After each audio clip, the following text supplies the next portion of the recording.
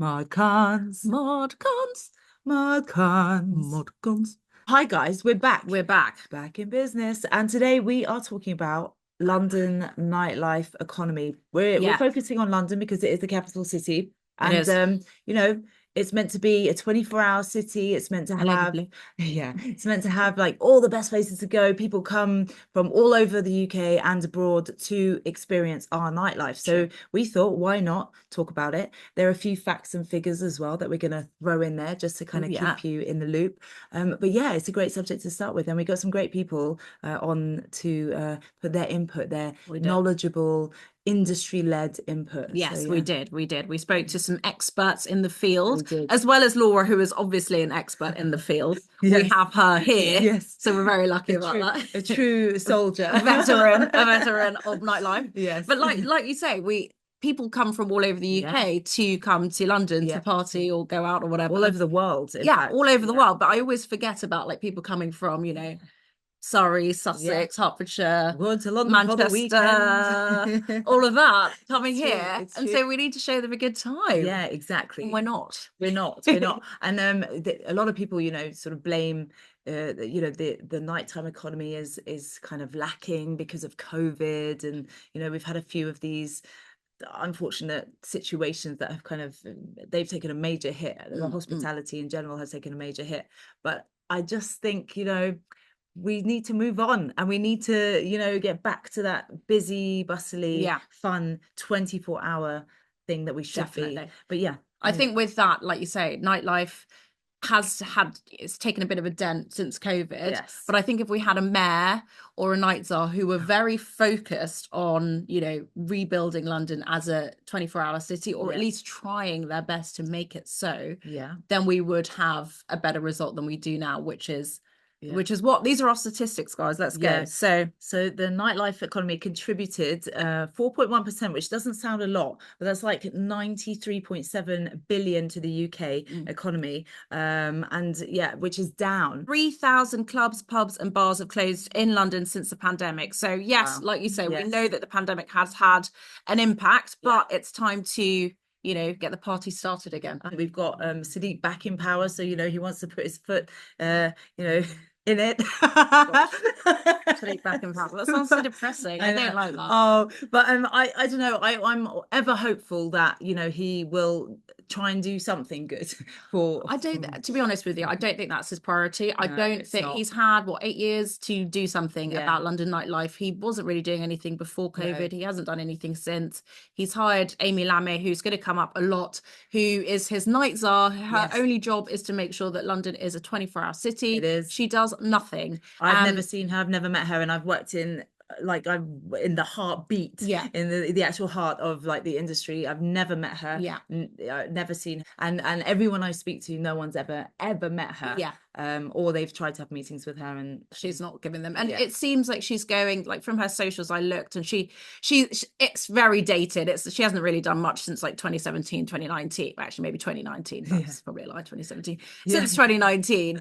And she's going to like very, very niche random things. It doesn't feel like she's in the heart of London, yeah, really trying to make sure that that is a hub. yeah, yeah. So like you said, we've spoken to some incredible people We have, who are, the gurus and the experts in nightlife. So we're absolutely, going to yeah. intro to one now. We are. So Laura, take it away. Yeah, so we had the pleasure of going to Be London, which is one of the cool little London clubs in South Kent. Yeah. And we interviewed one of the partners, who is Carlo Carello. He is nighttime legendary, history in the making. He has been involved with like bougie, raffles, like literally he knows his stuff. Mm. And so yeah, we thought we'd give him a little interview and see what he says on the matter. I am with Carlo Carello. Basically, he is super famous when it comes to nightlife in London, and he is basically someone you need to know if you're to do with nightlife in London. He's your guy. So tell us a bit more about you. Firstly, lovely to see you, and how very kind. What a lovely introduction. Lovely to meet you. I'm Carlo Carello, and I own Be London. I've owned some of Kensington and Chelsea's most prolific bars and clubs over the years, including Bougie, Mahiki, Raffles, and now Be London. We've got a few more sites actually about to open. over the next 6 months, which is exciting. I love to look after people and create magic moments for them. Our company motto is to make our customers feel like fucking rock stars. And you do that. It's a fact. I've seen it, I've witnessed it firsthand, and I've experienced it. So yeah, absolutely, you do that. So we're here today basically to talk a bit more about Nightlife. We want to know what made you actually get involved in the first place, and how you've lasted so long. That's so many years. Like, how long have you actually been in the game? So Nightlife nearly killed me. I've been in this industry now for 20 years. Wow. I joined as soon as I could when I was 18. And I wanted to make money. I dropped out of Imperial College around the corner, and I've been in nightlife since. I'm now a sober nightclub owner, 10 years. Amazing, well done. 10 years sober, yeah. I used to drink a bit too much, but now nightclub for me is a business. It's they're much more businesses than fun night outs. Yeah. Well done. That's impressive. And how have you seen like Nightlife change over those 20 years that you've been in the game? It's a lot harder now to make money than it used to be. So you need to be at the top of your game always. It's very depressing when you to Google Nightlife and all of this, nightclubs shutting up and down the country. We keep fighting. Yeah. We keep fighting. We keep pushing the boundaries. We focus very much on customer service, and I mean, we've got people, some of my team that work for me now worked with me 20 years ago. Wow. So it's about creating that special relationship with client. For me, you've made it when your top clients start coming to the club by themselves because they feel at home. Yes. We like to create home environments for our patrons. Amazing. I love that. Okay, so let's delve a little bit deeper. Sadiq Khan, has he had an effect on club life in London? And have you noticed it, or is there anything specific that the Mayor of London has contributed or taken away, if you like, from London nightlife? Honest, I don't think he's done anything for London nightlife at all. Okay. Actually, that's a bit harsh.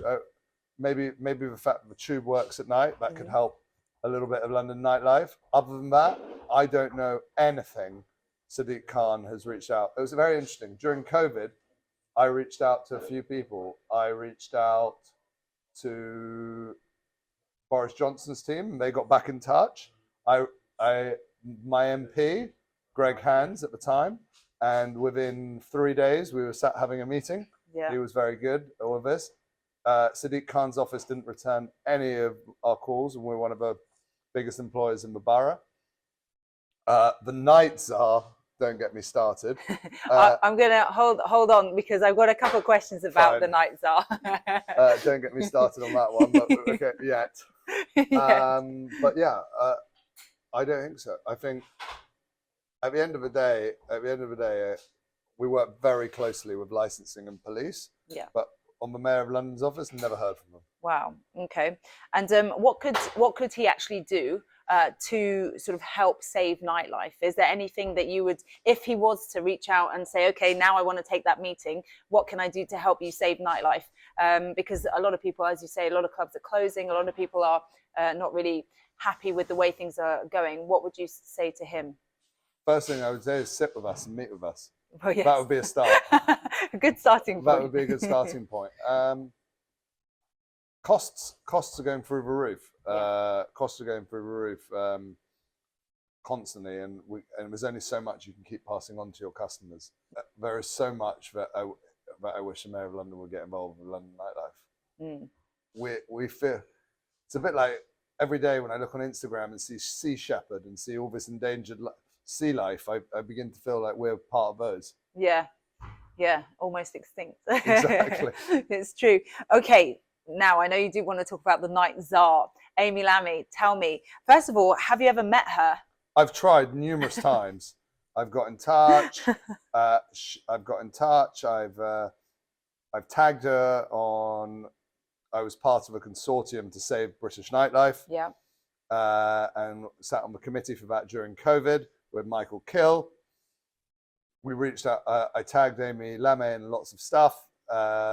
Requested meetings to meet her. and all she did was block me on social media. Wow. Wow. Yeah. So she's never been to any of your ventures. And by the way, I'm all about good relationships, and I keep an amazing relationship with other nightclub owners in London. Yep. And none of us have heard from her. I don't know what she does. She's paid an absolute fortune. Isn't she on over 100 grand? Yeah. She's on over 100 grand. And I would say to you, probably the 20 most successful clubs in London have never seen her or heard from her or met her. Yeah. So, and most of us have been blocked on social media. She's even now put something on her social media, but no one can tag her. Yeah, I mean, yeah, she is very inaccessible. She's definitely a unique night czar. Has she been to a club? I have never seen her actually, in any of the clubs. I read that she went to clubs in other countries. Oh. Yes, I did read that she went on a government-funded trip to look at clubs in other countries. I wish she'd start in the capital city. Yeah, I mean, she really should. She really should. So if you didn't manage to get hold of the night czar, what would you say to her? Obviously, yes, the first thing is have a meeting with us, and that's the thing. But is there anything you would say, you know, we need to do this, we need to do that for her to actually implement? I would look very much on the financial side of anything from rates for our business to VAT. I mean, most nightclubs shut their doors within 12 months. So something needs to be looked at. The public need a place to go out and have a bit of fun and let their hair down in a safe environment, may I add. I very much do not condone in any shape or form. I spend more money here on our security than I do on my rent. So we really try to work hard to minimize any disruption for our local residents. Yeah, well, that's good. Good to know, and the way it should be, right? Talking of, so some of those things are imposed with licensing. So, you know, you have to have a certain amount of security. You have to abide by all these rules and timings. I don't. Sorry to stop you there. If you were to look at, for example, the license for this place, we put on 4 times the amount of security that's needed by our license. That's good. But good. But yeah, I mean, working with licensing is key. We have a very good relationship with the council, the councillors, etc. Yeah. It's nice to actually. I have to say one thing. One thing I love at the moment about the borough I work in is how pro hospitality the councillors are currently. I have seen a dramatic increase in, I mean, Paris, people are sitting on street corners, whether it's winter, summer, all of this, having amazing steak tartares made at the table, eating oysters, a croque monsieur, whatever it may be. And honestly, I've really seen a big push in the borough on that side. Yeah, I think after COVID, particularly, we as a council were trying to kind of, you know, make it more affordable and accessible for everyone to kind of get involved, because we know that everyone was hit, particularly clubs and bars and restaurants. Hospitality was hit so badly. Yeah, COVID was an absolute disaster for our business. Yeah. Nearly lost my house. Like, it was a disaster. Yeah. Hard thing to get over, but we're over it. We hope. We're hopefully. Just monkeypox next. Oh God, please no. Okay, talking about sort of regulations being imposed by Sadiq Khan and the government. For example, well, opening hours could be an example, but also, you know, the smoking ban. You know how we have smoking areas now, dedicated smoking areas for your patrons. And they're talking about closing, you know, closing that as an option. What's your take on that? Is that going to have a hit on the clubs, or what? Of course, I think it's absolutely crazy. I understand the no smoking indoors. I understand all of that. But if there's an area of a pub garden or outside a club for people to go smoke, I think if people want to smoke, they should be allowed to. Yeah, especially outside. Correct. Okay, also, what do your clients say? What are the things that your clients want? Because obviously you are face to face with them. You see thousands of people every week, and obviously you must talk to them. What kind of things do they think are missing, or what are you hitting right? My clients just always want more. Yes. That's the honest truth. But I also understand from a resident's perspective, they don't want people on streets at all hours, etc. So it is a fine balance. Something that everyone is saying is how everything is more expensive. Yeah. How everything is life has got more expensive. Wages don't increase in wages don't reflect that. Yeah. And people are struggling. People come to nightclubs a little bit to forget about their daily worries, and then wake up with oh god, big credit card bill. Yeah, that's true. That's true. Very but true. I think it's an important part of mental health. Yeah. Side. Yeah, it is definitely a release. Yeah. Also, what are your opinions on what the future holds for London nightlife? It's pretty grim. I also see a lot of people who contribute a lot of money to the UK economy leaving the UK. Yes, we've so had a few one people. of the that's one of the things I didn't touch upon. A lot of people are leaving the UK. And the biggest word that I would say right now about our Labour government is uncertainty. People are uncertain about what is going to happen. They are worried, and it's only been how long? 2 months. Yeah, it's only been a couple of months. So the UK, rather than coming in and being hopeful, a la Boris, may I say, and about right now, it's a bit like, oh fuck, what's going to happen? Yeah, I think the Labour government is not as pro-business as the Conservatives. Yeah. And so he had a lot to say. I mean, he sort of reinforced some of the points that we made earlier.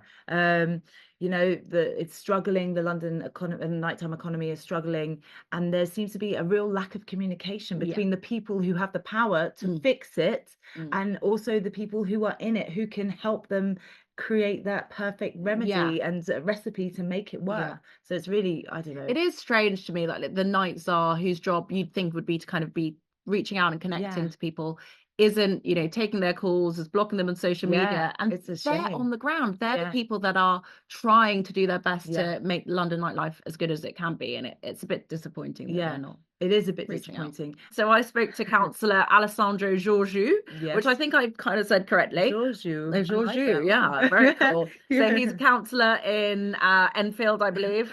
He's a councillor in North London. Yes. He's also on the London Assembly, our newest member of the London Assembly, the GLA. So he is there holding Sadiq Khan to account. Yeah. So I had a very good conversation with him. We got slightly sidetracked. We were there to talk about nightlife. We started talking about like housing, pedestrianisation of Oxford Street. We kind of slightly went off track, but it was very interesting. Yeah. And you gotta get it whilst he's there. You might as well just get his insight. No, I felt like I could have spoken to him for hours. Yeah. But I did try and bring it back to nightlife. Yeah. So we're gonna cut to that now of me having a little chat with Councillor Alex Georgiou from the GLA. So, hello. Today I am here with Councillor Alex Georgiou. Did I say that correctly? You got it right. Most people don't, so well done. Okay, thank you. So as well as being a local councillor and head of the opposition group in your local council, you are also a member of the London Assembly, one of our new Conservative members. So firstly, thanks so much for joining me. So could you tell me a little bit about life as a London Assembly member, what you do, how often you meet, and how often you have a chance to speak with the mayor? So firstly, thank you for having me on, Jamila, and it's good to see you again. So life as an assembly member, it's a very odd organisation, because what most people don't realise is that it's basically we're living with the GLA that essentially Ken Livingstone created.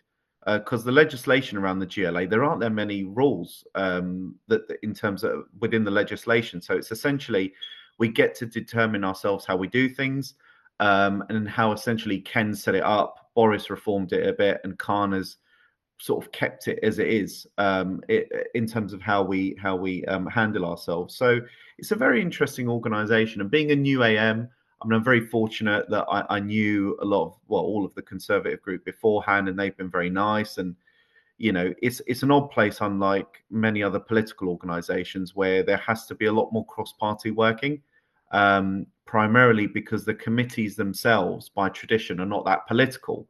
You know, you get your point scoring in now and again, but it's nothing too heavy. And with regard to seeing our Mayor of London, it can be once, twice, sometimes even possibly 3 times a month, depending on what's going on. Mayor's question time is generally once a month. And then sometimes we'll have plenaries, as we did this month, where we choose which topic we want to discuss. and on this occasion it happened to be transport, and the mayor was there. So yeah, it's entirely dependent month to month as to how often we see him. So what made you want to join the London Assembly? Well, it was actually Susan Hall. I have to blame for it, really. We had selections coming up, and it was something that I'd always been interested in because I love local and regional government and the impact it has on people's lives. And Susan said, "Well, why don't you give it a go?" And I was extremely fortunate that our brilliant team at the London board put me where they did on the list. And then because it's proportional due to the way the election went on the day, I was very lucky that I got 5th on the list. And I was as surprised out of everyone else. And I think someone told me that of the 2.4 million votes cast, I got in by about 2,500. So yeah, very, very lucky. That's awesome. So it was meant to be. There we go. So how do you think London's doing? I don't have this question in our list, but obviously the news broke this week that Sadiq Khan is going to push through with the pedestrianisation of Oxford Street. Do you think things like that are a good thing? Do you think it's a slight detour as to what he should be focusing on? How do you think he's doing? How's London doing? And what are Londoners saying to you in general? With regard to the Oxford Street thing, I think that what he's done, he's gone over the heads of his own Labour council to get what he wants. And as I understand it, they're very upset, rightly so. And the Conservative group on Westminster, who I personally take my lead from because they know the area better than anyone else, are also quite disappointed. And one of the things I anticipate is pedestrianisation could be a good thing, but knowing Mr. Khan will probably mess it up royally and waste a lot of taxpayer money doing so. So I think that's part of the concern. I think how's London doing? Look, I'm one of those people where I was born and raised in London, in Enfield, never left Enfield, born in Enfield in Chase Farm. And I'm a Londoner, I'm a North Londoner.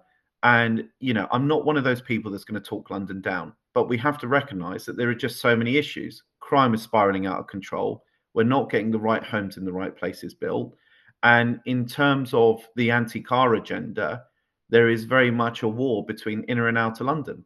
Inner London has, and it's not the residents, mind you, it's the politicians, particularly Mr. Khan. Inner London has fantastic transport links, and rightly so. Outer London, we don't have that privilege. And it would cost millions, if not billions, to get to the level that Inner London's at. And this whole war on the motorist is a fundamental misunderstanding of the suburbs. And so we've seen that with ULEZ, we've seen that with LTNs and various other things. So, look, we should be proud to live on the greatest city in the world, but it could always be better. And I think that's what we, as Conservatives, we need to recognise that, we can love London, but also say it's not in a very good state and we need to improve it. Yeah, I totally agree with you on that. And actually, I went to school in Wandsworth, primary school in Wandsworth Common. So I know Tooting well. And I guess for Sadiq Khan, he sees that as suburban London and thinks it's very well connected because it's got 2 tubes, it's got the buses. But then you go to other places not even Croydon, but there are lots of places like Streatham, for example. Streatham has no tube. You have a train every half an hour. West Dulwich, same situation. A lot of North London, they rely so much on trains. That said, and a bus every hour or so. Obviously, it's not as bad as in rural areas, but I think when you're coming from a Tooting kind of environment, you think that the rest of London is like that, and he doesn't seem to get outside. And also, it's not a one size fits all. I mean, Croydon's a perfect example, right, that you referenced. So North Croydon is very much in that sort of that next band of Inner London ring. And it's very different from South Croydon. Now, I don't know whether you've ever been to Purley and to South Croydon, but, if you don't have a car, you got a real problem down there. And so, we have to treat every area differently, but respecting at the same time what those people need.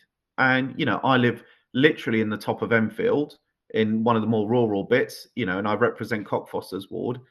And although we've got an underground station, the bus routes aren't very good. And so therefore, to get from A to B, even with an Enfield, is tricky without a car. And also weird that I know we're going off on a tangent, but also weird that it's not going to be cycle friendly, considering he is like Mr. Cycle, that the Oxford Street pedestrianisation, considering like if you want people to get around and get there, how else are they going to get there? They can't take the bus, can't cycle, they can't drive. It's a bit confusing. Anyway, I'm going off on a tangent. No, you're right. And then equally, I mean, the one thing that he did say, and I can't remember the exact wording, so I don't want to get beaten up by the cyclist lobby. But, you know, even he said there were a lot of dangerous cyclists out there, which they are. So in terms of, I mean, I haven't thought about this in great detail because it's very fresh news.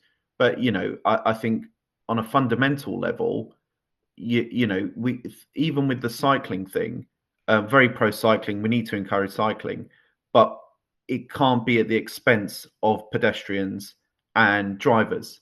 And that's another thing that we're seeing in London, like these floating bus stops. You know, I can't count the number of times disabled lobby groups, particularly those representing the blind, have said these things are a danger. They're a danger to the elderly, to the blind, to other people with accessibility issues. They're a real concern. Absolutely. And I think it's so often that disabled communities get overlooked when all of these fancy things are being mapped out. And it's a real shame because they are valuable members of our communities as anyone else. And it's not really okay that they're not being considered. That's right. What I'm here to talk to you about today was Nightlife. We've had a great chat already, so I got slightly sidetracked. But Nightlife, London used to be home to some of the best clubs and areas to go out in. And I was out in Soho a few months ago, and most places were closed by 11. So what on earth has happened to Soho? What's happened to London? Why can't we go out anymore? So it's a very complicated picture because of the way that licensing works, what the mayor does, what the Nightclub does. And there isn't really a holistic approach. I think that, so I'm the Conservative lead on the economy in London, and online I've posted a lot of stuff, videos, questions that I've asked of the Deputy Mayor for business. The Night Czar didn't attend our last committee, even though she was meant to, but the less said about that, the better. So what's happening? I mean, look, you know, since I became a dad, I don't spend as much time in Soho as I used to. But as I referenced, you know, we've had massive closures of pubs, massive closures. I think 62% over Khan's mayoralty, reduction in the number of LGBTQ plus venues, you know, which is a real concern. You know, Soho is the hub of London's nightlife. And in many places, you can't get something to eat after 11. You can't get something to drink after 11. And, you know, we have to cater to people that want to do these things. And you know, you lose the nighttime economy, you're leaving hundreds of millions on the table, not just for private industry, but in terms of tax revenues as well. So for me, I think this Mayor of London has let us down. I think a lot of licensing authorities have let us down. And, you know, it's one thing I can't tolerate is this whole YIMBY NIMBY debate when it comes to nighttime economy. I think that, you know, residents have to be heard and understood. As always, that's what I've built my political life on. But then equally, there's a balanced decision to be made with regard to a lot of these areas. Like in Cockfosters, we are one of the last bits of nighttime economy in Enfield, and I love it. And my residents don't complain about it because it's done in a good way. There are certain areas you move into where you kind of think, I can expect it to be a bit noisy, and certain areas you move into because there are no clubs or bars or anything like that. So when you're a homeowner, you kind of make that choice anyway. So yeah, I think if you move into Soho, you probably expect it to be slightly rowdy. Well, I mean, let me answer it this way. Are you going to conference this year? Of course. Right. So I'm going to conference, and every year, you know, when you go out for a drink on Broad Street, you've got places open till 3 in the morning, 4 in the morning. And I know that because that's usually what I do at conference. And, you know, people that live on Broad Street, if there are flats above the shops, you know, there is an understanding that that's what you're moving into. And, you know, I think if, for example, you have an area like Broad Street, if we're looking where Birmingham has a good nighttime economy, in fact, Manchester has a very good nighttime economy, and their night czar isn't paid anything at all, Mr. Andy Lord, Sasha Lord, rather. You know, so if you're new to the area, moving into Broad Street, I think it's a bit cheeky to then complain about things that have been happening there for decades. Precisely, that's it. Now, talking of night czars, you've mentioned the dreaded word, night czar. So Amy Lamé, she's actually become very famous amongst, everyone in London and on X, and anyone who goes out or cares about London nightlife. She's a big name. People have a lot to say about her because of her salary, her contribution to the nightlife scene in London, or the demise of the nightlife scene in London. And according to City Hall, I was looking at the website the other day, and she was tasked with ensuring that London thrives as a 24-hour city. So not sure how she's done there, but we've actually spoken to some club owners, and they said they've never met her, they can't get meetings with her, she's blocked a few of them, and she obviously seems to be more focused on traveling around the world in the name of research. So what are your thoughts on this? So we had an economy committee meeting where we asked, so we had 4 people representing different parts of the nighttime industry. And one of them in particular was a gentleman called Mr. Michael Cllr. Now, Michael Cllr is the chief exec of the Nighttime Industries Association, so a massive trade body that really does represent the nighttime economy in London. And, I asked all of them the same question. And I asked, do you truly believe that London is a 24-hour city with a particular focus on nighttime economy? And to a person, they said no, because it's not. And, I think the role of the night czar, and I have to be careful because technically Amy Lamé is a employee and an officer. She's not a political appointee. The less said about that, the better. So I'll be careful. But the role of the night czar is one where it's been allowed to become its own thing rather than having a strict set of instructions, a job description, which effectively says you need to meet with nighttime industry people regularly. You need to meet with licensing authorities. You need to meet with residents of the public and nighttime, people that are going out at night for fun. You need to talk to all of these stakeholders and say, right, what do you actually need? Not virtue signaling, nonsense that the mayor thinks that you need. What do you actually need? A tax is too high. Is the regulatory regime too difficult?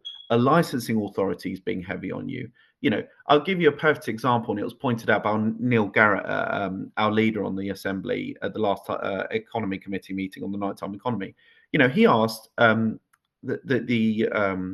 witnesses a very straight question. Can you give me one example of when the night czar has turned up to a licensing committee that's minded to refuse your late night application and defended your position?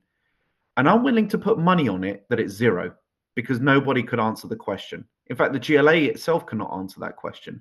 So I suspect that it's 0. So if you haven't got someone fighting for your industry on a lot of money, then people ask themselves the question, what's the point in having the night czar? Totally. And I think that's the question that gets asked more than any other. Another thing that may be changing things in London, we see obviously Keir Starmer announced that he's going to have a outdoor smoking ban coming in. So people in smoking areas, pub gardens, that kind of thing. And I know like the Heaven outdoor smoking area is very famous for being able to mingle.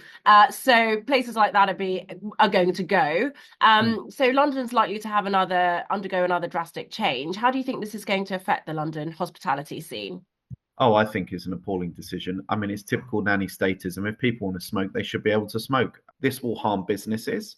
I think we already saw it when we had the change in legislation to smoking in pubs. I'm not saying I disagree with the legislation, but the point that I'm making is it clearly had an impact on the number of pub closures at the time.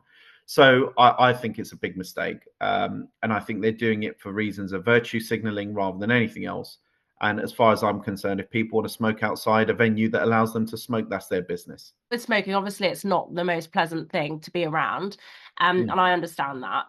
But when London nightlife is really struggling or is going through a moment kind of post-COVID, trying to get back on its feet, it seems like a weird thing to do and a weird time to do it. We've got another 4 years of Sadiq Khan, Labour in London. What do you think the future looks like under his leadership? And what, if anything, needs to change and can be done? Well, it's only going to get worse. I mean,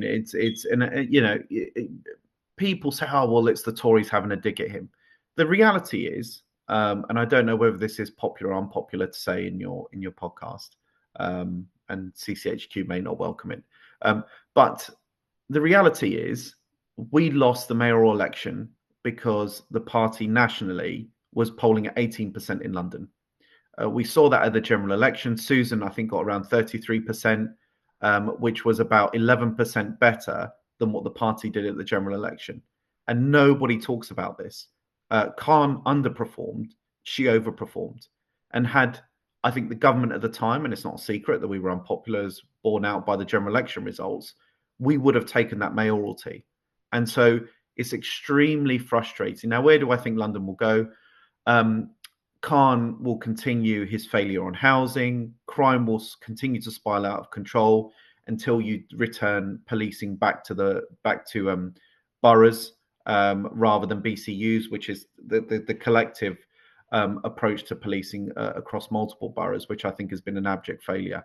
You know, on every part of policy that Khan touches on, he fails. In many respects, he does it deliberately, as we saw on ULEZ and various other things. So I think London will do worse under his mayoralty, but also I'm encouraged. I do think next time round, now that we have a Labour government and people can no longer say, well, we hate the Tories because you're in government, we'll vote for the guy that we really don't like just because he's not you. I think we've got a real chance to win. And I think the party needs to do a lot of work on finding that right next candidate. I think we should start sooner rather than later. Yeah, I totally agree. I think, like you said, there's so many things that Sadiq Khan obviously is not doing well on, like policing, housing. I mean, Angela Rayner's already kind of said that he's not doing a very good job on housing by cutting all of his targets because she knows he won't be able to meet them. Right. So things like that hopefully will kind of get people to see. I think a lot of people already see. I just don't think, like you said, they nationally were comfortable with us to actually bite the bullet and vote for us at a London mayoral. But there are rumours that Nadeem Zahawi might go for the big job, and I think he'll be very interesting. But yeah, I think you're right. We need to pick someone soon, pick someone awesome, and just go get him, because Sadiq Khan is not great. He's just hasn't had good competition yet. Yeah, look, this is a family-friendly podcast, so I'm not going to say exactly what I think of Sadiq Khan. But, you know, look, Nadeem Zahawi, guy from business, well known, you know, and he's the first one to sort of declare his intentions, which is a good thing. You know, I think that a lot of people should put themselves forward, because with the greatest respect, you don't know what you're looking for until you've got a set of options. And so I am very, very optimistic about our prospects at the local elections in 2026 in London, and then the mayoral elections in 2028. I'm so convinced that we can win, but we need to be united. We need to have a candidate that everyone rows behind. And I think every institution within the party needs to realise that, yes, we can win this thing, and let's throw everything at it. Because if we win London again, you know, like Boris did in 2008, you know, it just turns our fortunes around. It shows that we can win anywhere. So true. Well, Alex, thank you so much for speaking with me today, and for all of your insights. I feel like I could have talked to you for hours and hours. There's so much interesting stuff you had to say. So thanks so much for joining ModCons. What did you think about that? Yeah, he had some really great points. I think it's absolutely just reinforcing once again the lack of passion there is within some of the people at the GLA, the Night Czar and whoever else, you know, communicating and being actively involved. Need to be passionate about it. If you're a Night Czar, that's quite different to just being, you know, I'm doing a 9-to-5 job. You are the pinnacle of what it is. That is your job. That is it. It's literally your one job. So it was sad. It's disappointing that it is a common thread across, like, speaking to people on the ground in all different areas, whether you're actually a nightclub owner, whether you're actually on the GLA trying to get in touch with the Night Czar, it doesn't seem to be possible. What's been happening this week? What's not been happening this week? What are your thoughts, feelings? Where do we start? I mean, it's been a long week. I feel like another long week in politics. Every week is a long week in politics. It's just wild. What is going on? Why is there so many sort of news stories happening all the time? I don't know. It's constant. It is. I've been listening to Labour conference, and that's been pretty depressing. Has it? Yeah. I want him to be more fun and joyous. Like, Well, it was Rachel Reeves today being like, oh, the Tories are Tories. It's like, oh, change it. It's actually you now. It's firstly, we're not in government. Secondly, no one cares about us. Thirdly, actually, everyone cares about you and where you got your suit. So why don't we talk about that? Why don't we talking about us? But they've now said they're going to stop buying suits. They have. Just suits. Do you think it's because we were talking about it? Obviously. We did start the strand. Obviously. They were like, oh no, not those Oh, two. not the mod cons. It's weird that when we first recorded our first episode, 3 weeks ago, and this story is still, it's just like gathering steam, fire, fuel. I guess because, you know, people are passionate about it, and it just does kind of not sit right with the public. Right. It's great. Especially when you're cutting other things. Anyway, so should we talk about Robert Jenrick? Robert Jenrick, yes. So this week Robert Jenrick has been writing and talking to everyone and thinking things and saying, hey, I'm English. I want to talk about being English. Why is everyone allowed to talk about being English? He does say that. Thoughts on this? So I think, you know, at the moment we are going through a bit of a identity crisis, you know, as British people. I think, you know, there's so many things, you know, about saying the wrong thing, or like this woke culture, and, you know, even talking about reparations, and talking about, you know, just historical things that we are just guilty of. So by association, by our bloodlines, that's it, we're in trouble. And naughty. But we're the only, I feel like we're the only sort of country that is so self-deprecating and so sort of self-hating, which is really tragic. We need to be proud of our heritage. There is a lot of good things that have come out of our heritage, and a lot of good things that have, you know, that kind of have propelled the world forward as well. So I don't think we should give ourselves such a hard time. I do think you know, we should always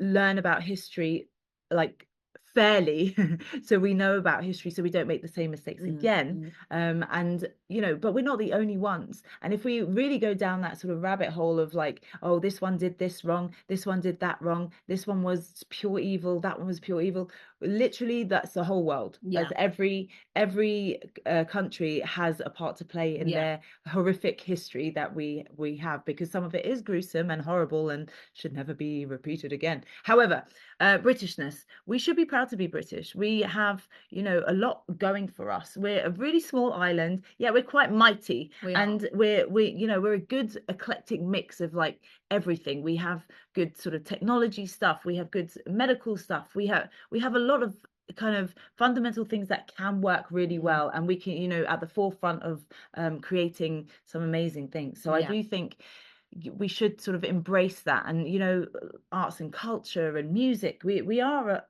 quite a little force to be reckoned with. And I think we maybe not we but like a lot of society focus on the negatives way too much, and by doing that you're kind of really just dragging everyone down. And we should be proud to be British, but there is room for improvement. Always. We used to build cars, we used to be sort of manufacturers, and now that's all been shipped away to other seas. And so I think, you know, if we to keep our sort of working identity, we do need to be able to produce stuff and make things as well. Anyway, have I gone off subject? No, you're right. I think have I totally gone off spot on with everything. No, you're spot on with everything. I think you're right. We don't make things anymore. We are now a service country. But we are like the second or third biggest exporter globally in services. So like it's actually the thing that we're amazing at. So like you said, we don't build things anymore. We don't create things as much in terms of manufacturing things, which I think we should get back to. I always try and buy British. I think it's really important that we champion local businesses, people who are creating and making. But I also think it's really great that we are great at something.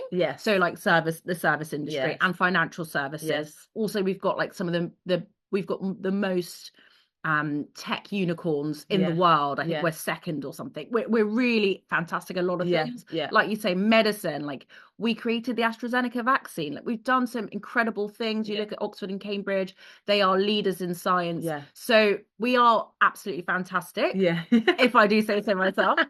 Blow that trumpet. Obviously, in terms of like our history, it's challenging. Yeah. But I feel Everyone like, is. yeah, I feel like recently we've got to a stage where we feel like ickier about our past. Yeah. And before, like when I was young in primary school, I feel like we already acknowledged Yeah. everything that happened and we weren't trying to shy away from it. Yeah. We acknowledged that there were things that weren't done well. We acknowledged that some people were oppressed and repressed and whatever. Yeah. But we've moved on, we've learned, we've opened, Yeah. we've grown. And I feel like only recently that we're looking back with a very tough view Yeah. on our history. I Yeah. think we've got to a stage recently, I don't know, because of racial tensions or people rediscovering their own identities, which I think Yeah. is fine. Yeah. But just because you've rediscovered your own the identity of your heritage, Yeah. I think that's fantastic. I don't think that means you then have to poo-poo the heritage of the place you were born Yeah.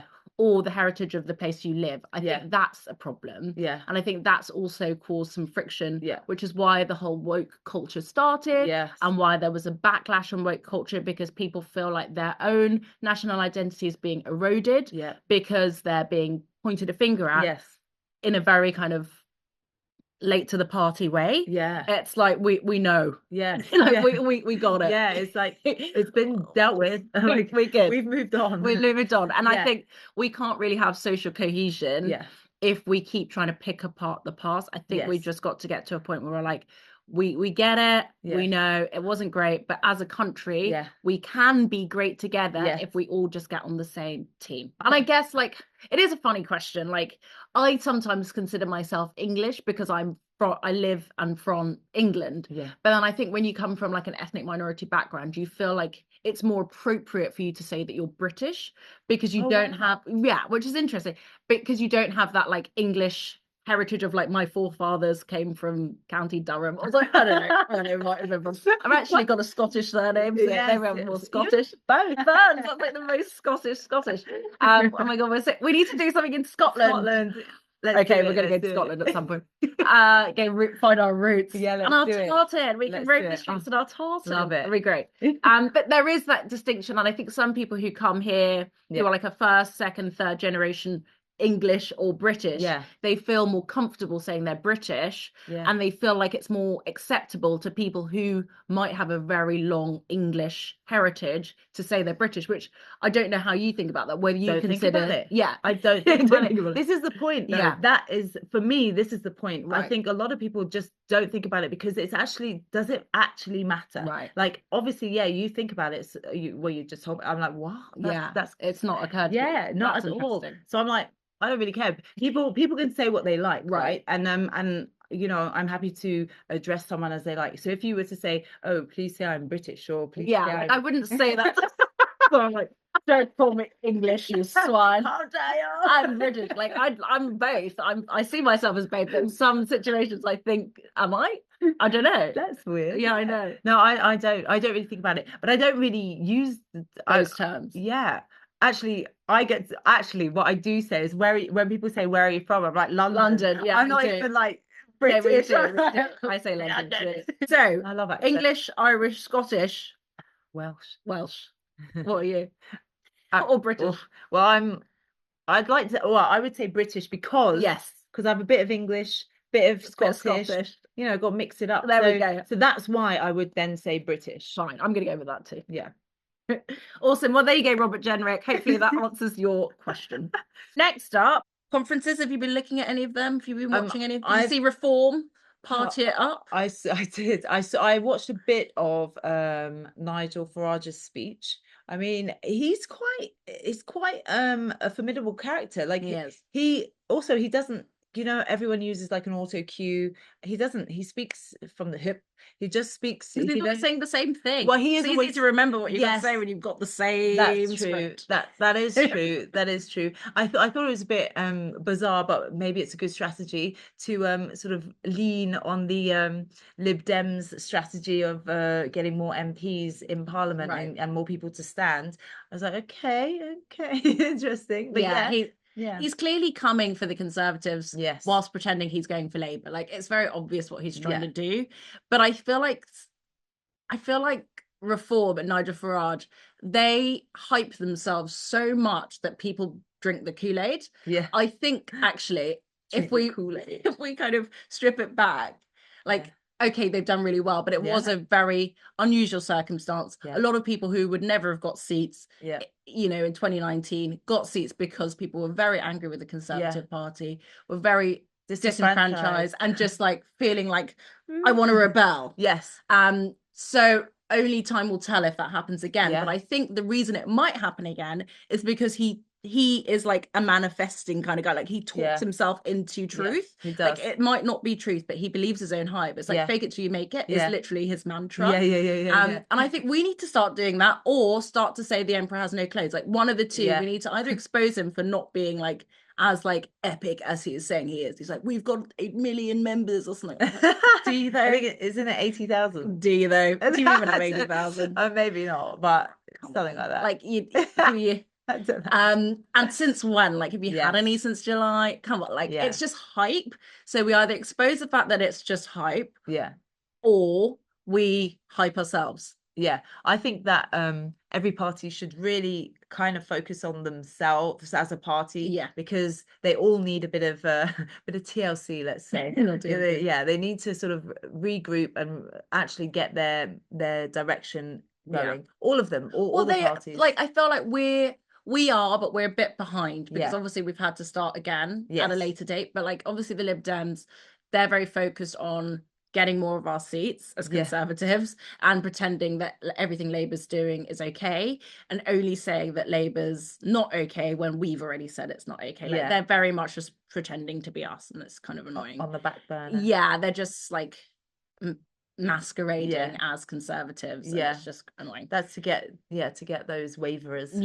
Reform are just doing pretty much the same thing as Lib Dems, just different fraction of the party, and Labour are on a mission to God knows where. They're still drumming home like that Conservatives are to blame, which we're still on watch for that, because I want to see how long that lasts without any sort of real kickback, because at some point, maybe sooner rather than later, it's gonna have a real like, no, you need to stop. You need to stop, because we want whoever's in charge, I want them to do the best they can do, and if they're too busy slating the other teams, then you're never going to get there. It's just boring. Like we get it, but the whole point is everyone understood the argument you're making to the point in which they voted you in. So now you've been voted in, can you just do your job and stop looking back? Like, we want action, and that is for everyone. That's the point. We want action, and part of the reason the Conservatives are out is because there's lack of action. Right. So whatever it is, Labour need to learn from that. I mean, not that I'm giving anyone tips here, but it's true. Lack of action will get you out of the government quicker than anything else. Just a couple more things, because I think it's kind of cool. The Conservatives won the West End in their local by-election. Well done. You know, that's unusual. So well, it used to be a Conservative seat, and we lost it in the kind of Partygate local elections 2022. I mean, unusual in this environment, as in everything has gone Labour, and it's the only one that has reverted. Well, since the election, we've been winning a lot. The Conservative Party have been winning a lot of by-elections, local ones. Like we won in Hertfordshire, we won a couple up north. The fight back has started, and I'm really, really proud and happy that people are like actually giving us a chance, because they know, like, when we're in government, particularly in local government, we run things really, really well. You're going to have lower council tax, you're going to have better services, people are going to actually pick up your bins, and just the things we always talk about, the basic things that you actually take for granted. Do you reckon that's because people are already sort of fed up with Labour, or is it just because they're like, no, I made my protest vote, now I need to actually come back to the homeland? I think it's a bit of both. Like, people always, like, it's easier to win things when you're in opposition, which is what, like, why the Lib Dems thrive, because they're always in opposition, right? So it's easier to win things when you're talking from the other side. I think that's part of it. I think it's also a bit of annoyance at the national government and like what they've been doing. Like, since the winter fuel allowance, I don't think anyone's really got much respect for them. Yeah. And then to think that they're getting so many freebies and telling everyone else to cut back, it's just a bit ridiculous. So I think that's helped as well. Yeah, it's almost like a protest vote. In reverse or whatever. But keep protesting. Very conservative. So the last thing we're going to end on is Kemi Badenoch. We said to you guys last week that we were going to try and get an interview with her. And we succeeded. We did indeed. We did. We managed. We accosted her. No, we didn't. She was so nice. She was very nice, actually. She was good. She gave us a little time to speak to her, even though she was like super busy. Lots of people wanted to swarmed. Speak to her. Yeah. We basically said we'd spoken to lots of young people, which was in episode 2. Yeah. They said they feel like your offer is only for like 6-year-olds. What are you saying to them? How can we get them back to the 30, 40-year-old bracket? How are we gonna, entice them? How can we win them back? And this is what she had to say. We have to give them something to believe in. We have to talk about the future, not just today or worse, the past. Young people want hope, they want optimism, and we've got to deliver that. It's not just the gloom and doom, which we've seen, and which we see Keir Starmer offering. Something that is aspirational, that shows that tomorrow can be better than today, is what young people will go to, because it's about their future. And that's what I'm about. It's why my campaign is called Renewal 2030. 2030 is the future. It's the next decade. We've lost this decade as Conservatives. Labour are in government now. We've got to renew our party, renew our thinking, and show young people that we can renew the country and make the future brighter. I mean, she was great. She said all the right things, I think. She sounds, very positive and kind of has a good direction. So let's see what happens. There's still a few more people to narrowed down until we know who the leader of the Conservatives is going to be. We're going to be in conference. Yeah. So we're going to listen to all of them, see what they have to say. Yeah. And then maybe if we can, we'll try and do a little interview here or there, try and get a few questions out of them. Yeah. Just to see, how we feel about these people. Because, it's all well and good when they have their prepared speeches, but we want to kind of catch them off guard. Yeah, exactly. We like to catch them. We're coming for you guys. Yeah, exactly. So the next one is going to be all about conference. Yes. So excited. So very excited. We're going to conference. We're also going to do our Vox Pops that we usually do in London. Yes. We're going to go out in Birmingham. Ask them if they'd ever vote Conservative. Yeah. Etc. Etc. Do they ever vote? Who do they vote for? Do they ever vote? Yeah. Why not? If not? Yeah. It's all about why not, if not. Yeah. So we'll see you guys next week. Yes. Live from conference. And exciting. But yeah, thank you guys so much for watching episode 3. Hope you liked it.